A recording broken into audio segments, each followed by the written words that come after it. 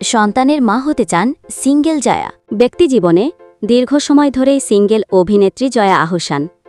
ভালোবেসে ১৯৯৮ সালে ফয়সাল আহসানকে বিয়ে করলেও ২০১১ সালে বিচ্ছেদের পথে হাঁটে এই জুটি।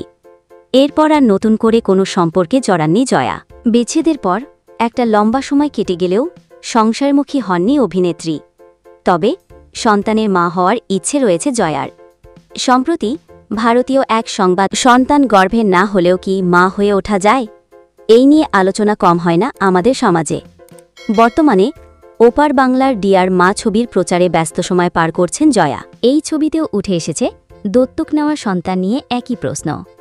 যেই প্রশ্নের জবাবেই অভিনেত্রী জানালেন বাস্তবে মা হতে চান তিনি, তবে সন্তান ধারণ করে নয়, বরং দত্তক নিয়ে। জয়া বলেন, আমি সন্তান দত্তক নেওয়ায় বিশ্বাসী। আমি নিজে চেষ্টাও করেছিলাম। যুদ্ধবিধ্বস্ত এলাকা থেকে সন্তান দত্তক নিতে চেয়েছিলাম, কিন্তু তার জন্য নানা রকমের পদ্ধতি রয়েছে। জয়া ও তার বোন অভিনেত্রী কানা মাসুদ মিলে সন্তান দত্তক নেওয়ার পরিকল্পনা করেছিলেন, কিন্তু এখনও কিছু জটিলতার কারণে সেই পরিকল্পনা বাস্তবায়িত হয়নি। তার কথায়, আসলে নানা রকমের জটিলতা রয়েছে। যুদ্ধবিধ্বস্ত এলাকা থেকে শিশু দত্তক নিতে চেয়েছিলাম, কিন্তু তার জন্য নানা রকমের পদ্ধতি রয়েছে। দম্পতিদেরও সন্তান দত্তক নেওয়ার পরামর্শ দেন জয়া।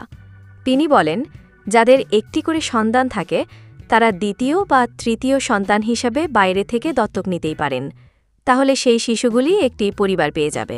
ডিয়ার মা ছবির ট্রেলারে জয়ার সঙ্গে তার দত্তক সন্তানের রসায়ন তুলে ধরা হয়েছে। এ বিষয়ে অভিনেত্রী জানান, তিনি নিজেও একজন সংবেদনশীল মানুষ এবং সন্তান দত্তক নিতে চান। তাই এই চরিত্রের সঙ্গে নিজেকে মেলাতে সুবিধা হয়েছে বলে জানিয়েছেন জয়া।